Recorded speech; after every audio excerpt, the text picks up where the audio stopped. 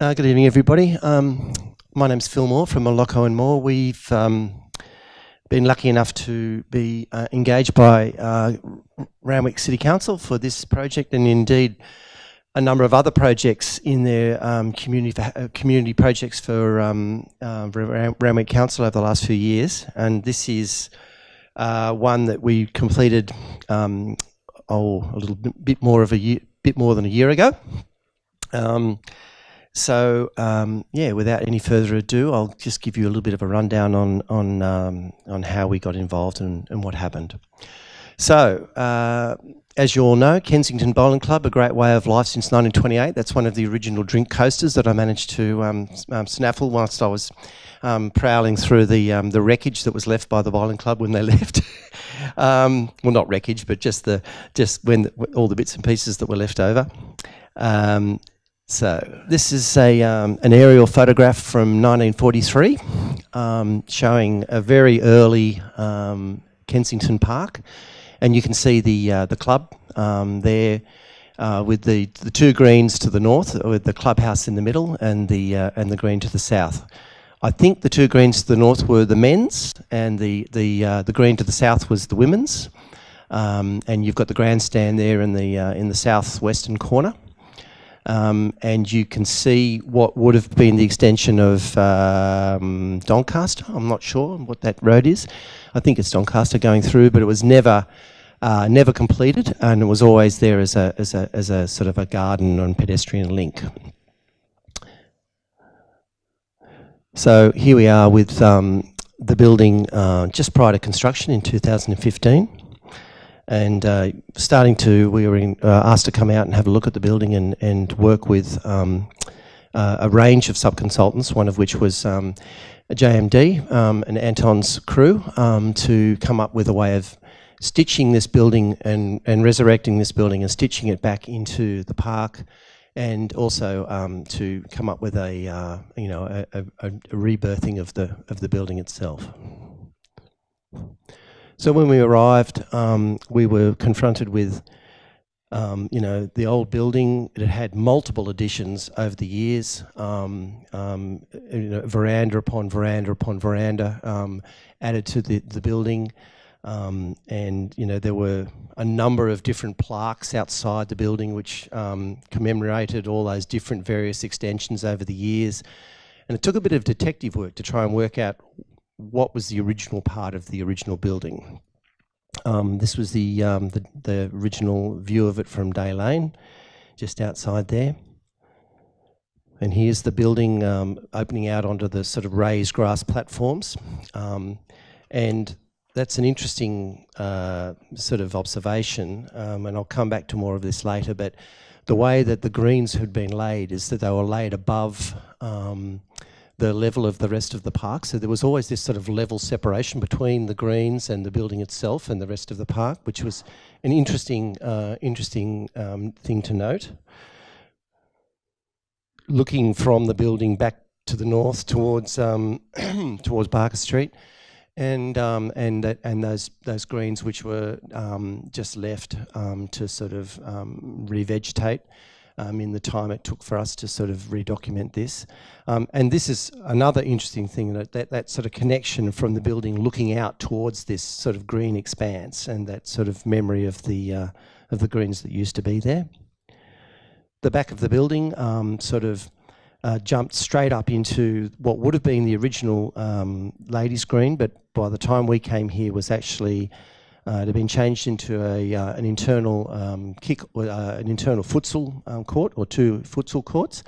And you can see here the very sort of constrained and jammed in nature of that sort of connection between the back of the building and the sort of external space to the back was quite poor. And you basically fell out the back door and had to sort of climb up a bunch of stairs straight away before you could get up to that top green. So that was another issue that we wanted to address. The internal bar with the old sandstone facing on it, and the dining area that was left with lots of posts and lots of additions of sort of as it ran out towards the north with these various veranda additions. the kitchen, which has probably seen better days, but still left in it's pretty much its original state. Okay, this is Randwick City Council's flood map, which shows the red is what would happen in a 1 in 100 year flood. And it's all coming down basically downstream from Centennial Park. I don't think it's ever flooded in this area to this extent, but this is what the hydraulic engineers say could happen in a dramatic situation. And so we were given this situation where we had to take the flooding into account.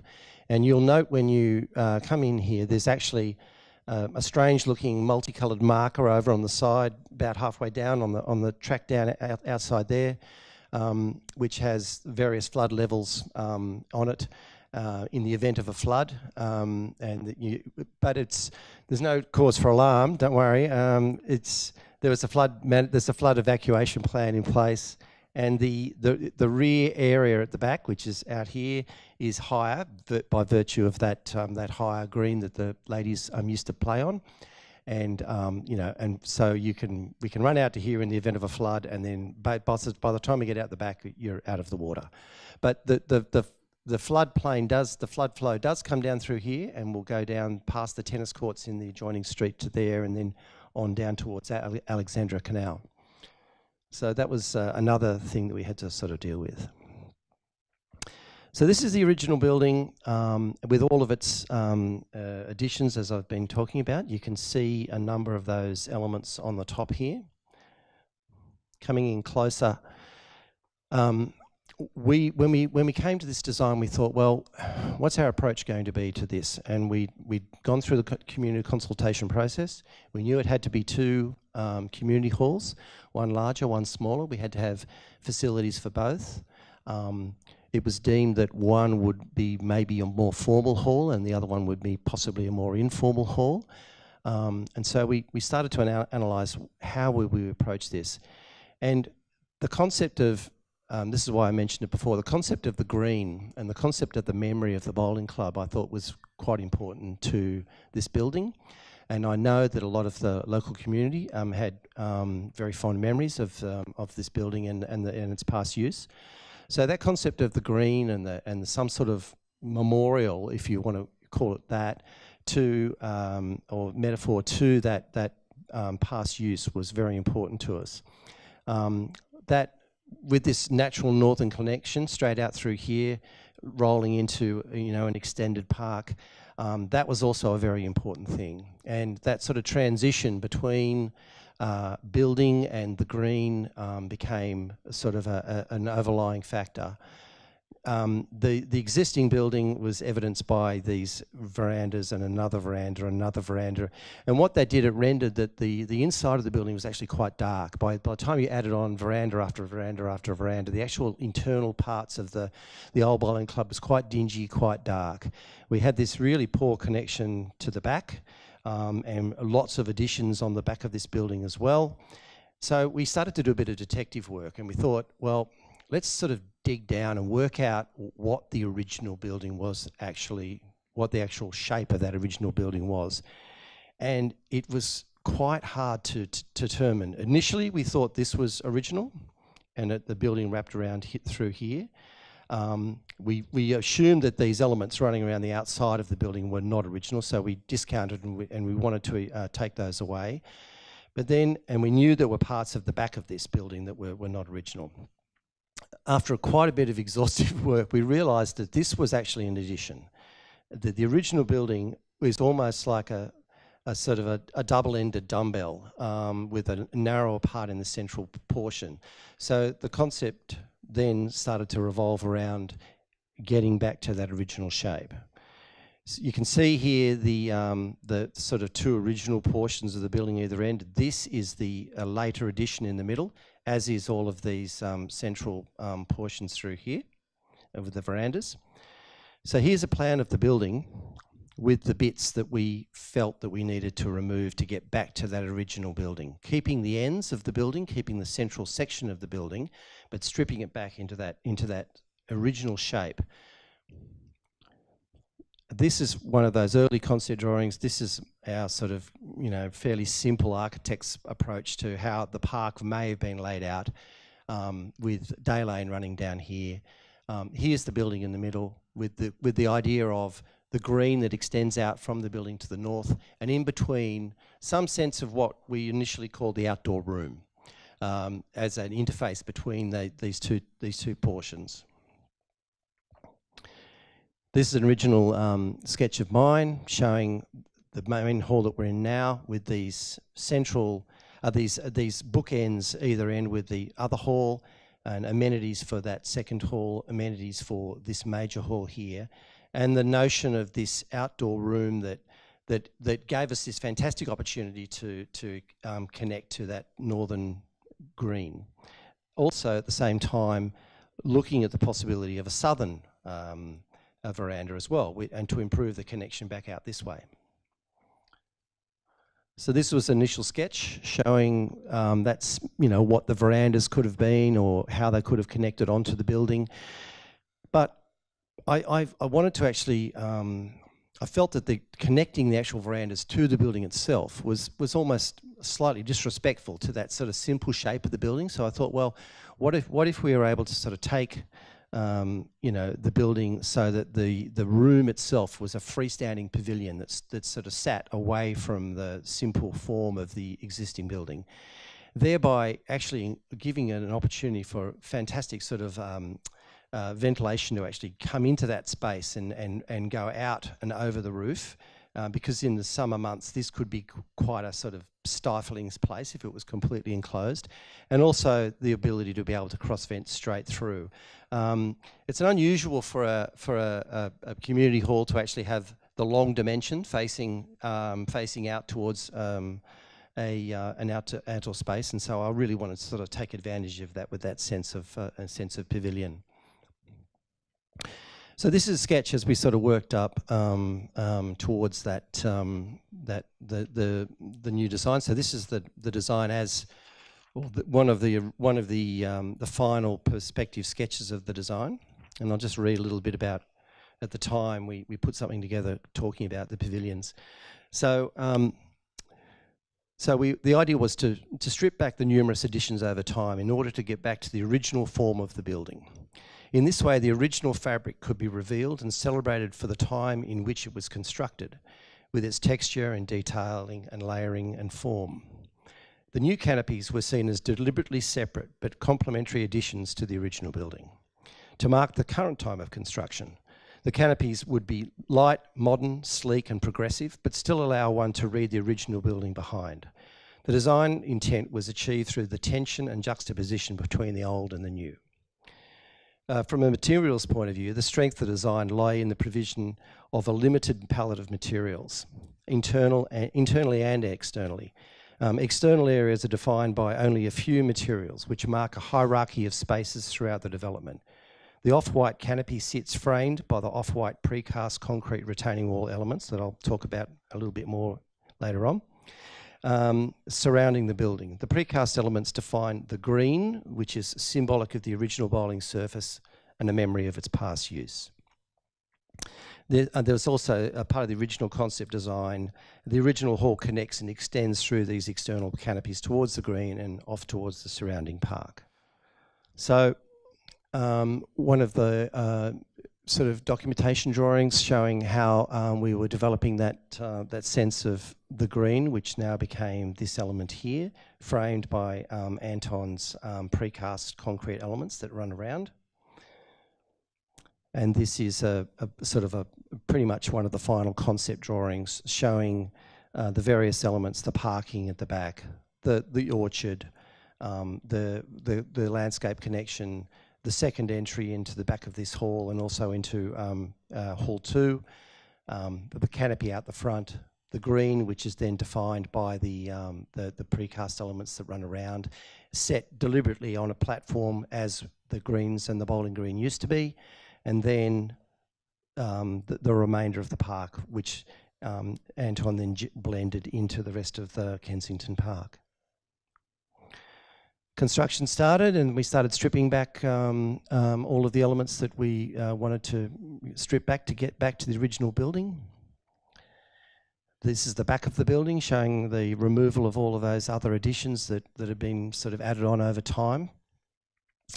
You can see we're keeping the tiles and stacking them up on top of the roof, so we can reuse those tiles around the edges of the roof at a later date. We had to remove quite a few walls, and so at one stage there the building had this peculiar sort of transparency. You could see right through the building and out the other side, and the roof was magically supported by the series of props on top. Here's a picture of the building under construction, sort of midway through construction. I put this one in because you can actually see, before the canopies have gone on, back to that original form. So here's the original form, sort of just happened to be captured by Google Earth at that time, which is interesting.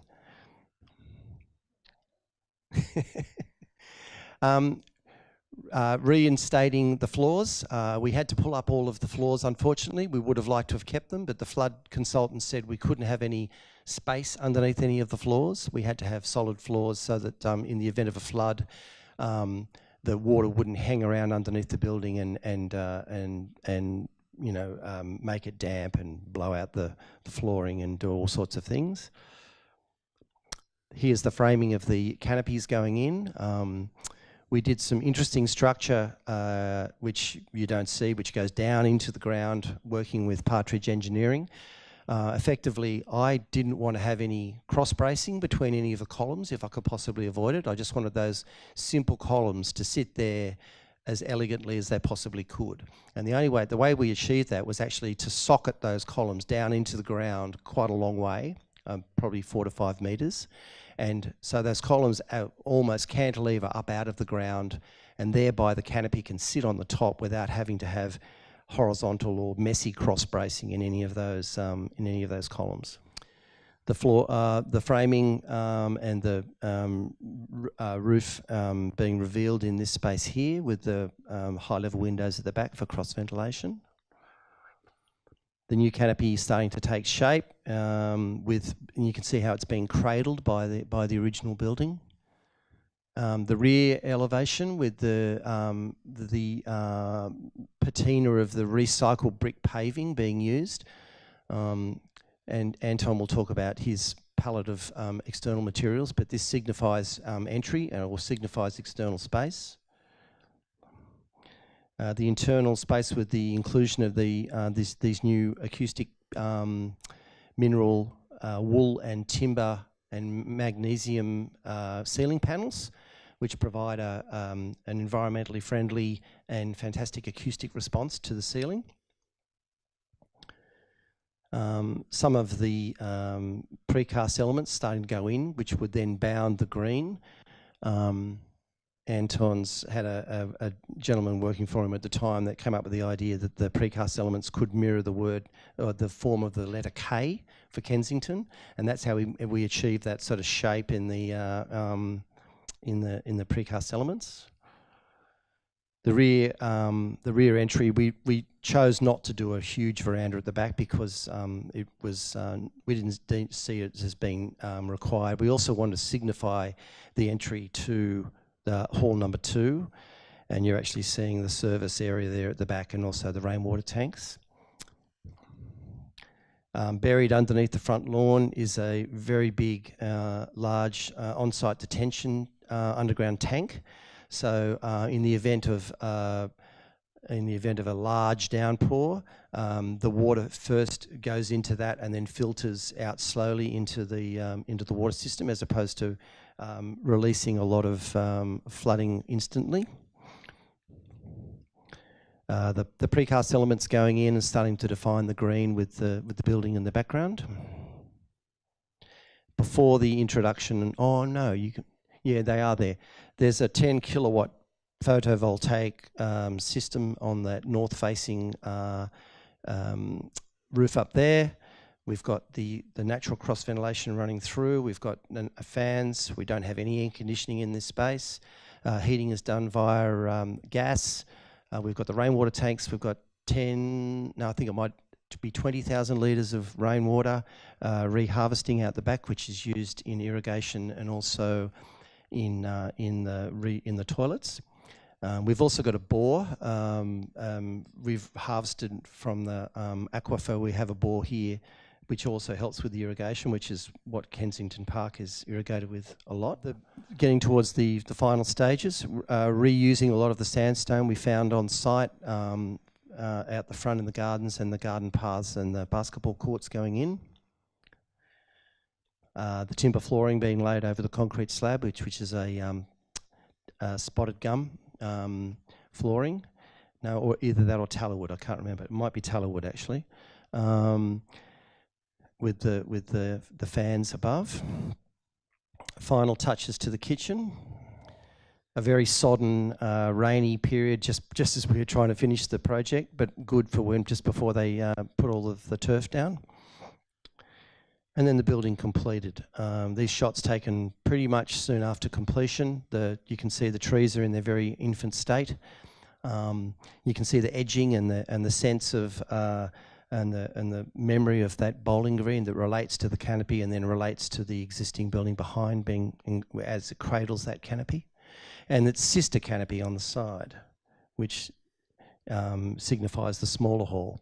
So here we have the major hall that we're sitting in now, with that sense of cross ventilation and an easy connection out to the north. The hall number 2. We've deliberately opened it out to the west because we saw that hall as being a more informal hall and possibly one that was used mainly by, or more by families and children, given its association with the playground to the west. So we've framed the view to the north with a large picture window rather than having a direct connection. So we then turned people and had that connection out to the west. Another shot of that same room, maintaining some of the original steelwork and the beams which are encapsulated within that coffered ceiling above. The bathrooms that I'm sure you've used or may use this evening with a new fresh look. And there the sibling canopies, hall 1, hall 2. They're all one slightly scaled down version of the other in column, in height, in breadth. With the recycled brick underneath. That concept of being able to be under the canopy and have that easy and fantastic connection out to the garden and to the park to the north, whilst having that sense of shelter, but not necessarily being enclosed by the walls. Vegetation coming in and starting to get established. And the rear with the rainwater tanks and the new accessible ramp up onto the platform with the precast retaining elements. It's just a nice shot of the new and the old, I suppose. And then open day. So Randwick, as they typically do a fantastic opening. I don't know if any of you are here, but it was a great day. Lots of music, lots of food, lots of people, lots of fun, and it was great. That was the community embraced it and were there in force, and it was lovely to see so many people using the space that we'd spent so long thinking about. And then the cutting of the ribbon. So that's me. I'll pass you over to Anton.